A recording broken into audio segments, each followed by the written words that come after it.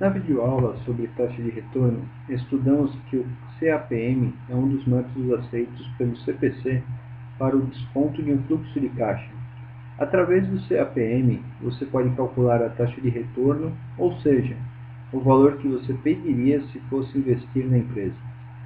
Imagine que você tem um dinheiro investido em um investimento livre de risco como a poupança, e que esse investimento está te rendendo 7% de juros anuais.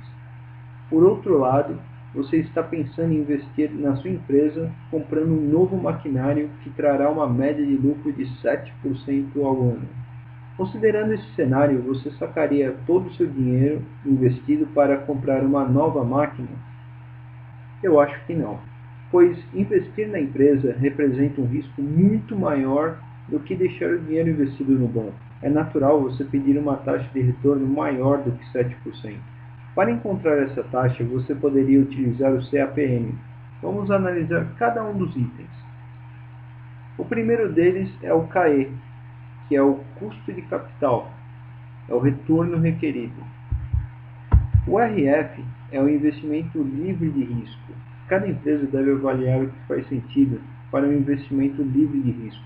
Por exemplo, um CDB conservador poderia ser alocado nesse item.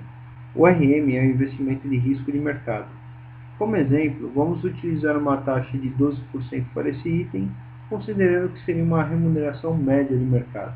O cálculo do beta é extremamente complexo e difícil, pois poucas empresas possuem ações em bolsa de valores e existem empresas especializadas em calcular esse beta. Para exemplificar a explicação sobre o beta, vamos fazer uma comparação entre o comportamento de uma empresa com o mercado. Os economistas vão me xingar, mas eu fiz uma simplificação do cálculo somente para fins de entendimento do que seria o beta. No exemplo abaixo, vemos que existe uma média de 1,6%, ou seja, essa é a variação média entre a taxa que eu encontrei na minha empresa depois de 5 anos, de 9%, e a média do mercado depois de 5 anos, que obteve uma média de 10%.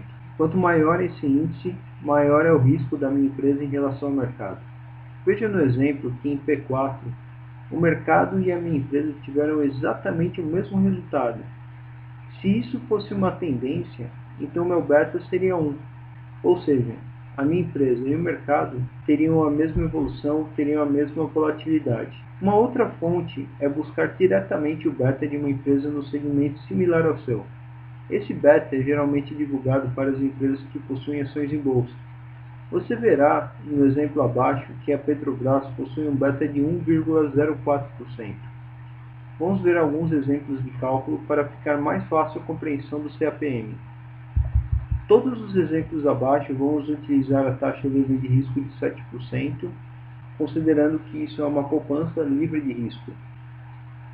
No primeiro exemplo, vamos utilizar um beta de 1.0, ou seja, a empresa se comporta exatamente igual à média de mercado, e esse mercado está remunerando uma média de 12%.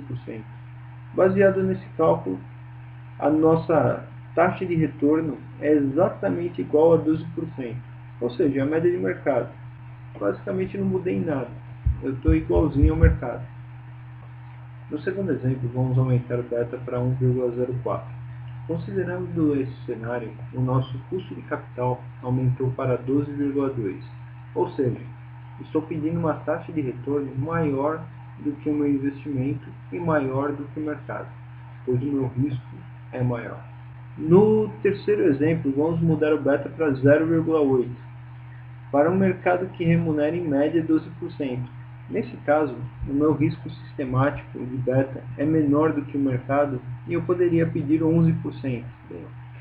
No quarto exemplo, vamos mudar o beta para 3, pois trata-se de um investimento de alto risco e o investidor irá pedir 22% sobre esse investimento.